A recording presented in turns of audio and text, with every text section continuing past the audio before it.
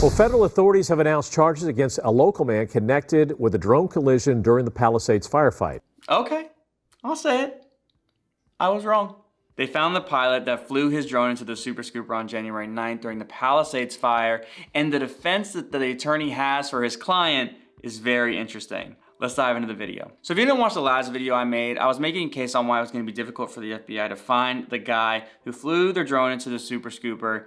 But in the end, the FBI did find the pilot responsible. It is a 56-year-old man named Peter Ackman out of Culver City. He claimed that he was flying his drone to get a better view of the Palisades fire when he lost sight of his drone and didn't know what happened to it. And now, while there's not many details that have been released about how the FBI found him, and there's also not many sources that are talking about this right now, especially with everything going on over in DC, there are a few interesting details that I do want to talk about. The first being his punishment. Mr. Ackman has been fined $65,000 and 150 hours of community service, along with potentially having to serve a year in jail. Now, personally, I don't know if they're gonna try and make an example out of him, or they're gonna show him a little bit of leniency because he is just a hobbyist and not an actual commercial pilot.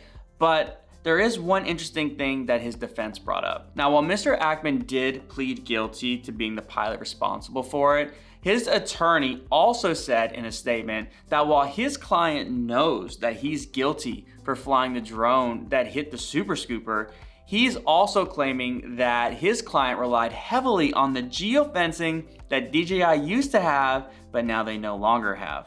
I find this to be a very interesting defense because while he's saying, while my client knows that he's guilty, if you were to just look over at this big Chinese consumer drone company that used to have safety precautions in place and now they don't, my client didn't know any better and is just a hobbyist, and at the end of the day, while he knows he's responsible, he also feels that without these safety features, he was unaware of what he was doing.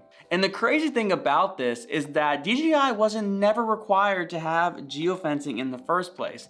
They only had it there to promote safety and prevent any accidents. And while most drone pilots would probably roll their eyes at that, including myself, I actually think that this is a pretty good defense. Personally, I'm happy that the geofencing is gone because when you're a commercial drone pilot and you're trying to get clearance to fly in an area that you're allowed to fly in, it can be a massive headache. However, I do think the geofencing is good for hobbyists because most hobbyists don't really know that they need to know certain rules before they actually start flying. And I do find them targeting DJI to be very interesting because if you didn't watch my last video, the government and DJI have been going back and forth in this ongoing battle because the US government is trying to eliminate Chinese manufactured drone sales in the United States. And when it comes to the geofencing being eliminated, I actually think that this is a strategic move by DJI to show a little bit of pushback for all the slack they've been getting from the US government. And personally, I feel based on the results of Mr. Ackman's sentencing whenever that time comes, will be indicative of whether or not people believe that DJI actually has any responsibility in this or not. Regardless of all that, I do feel like that the government is going to use this as an example to try and put another nail in the coffin of DJI, and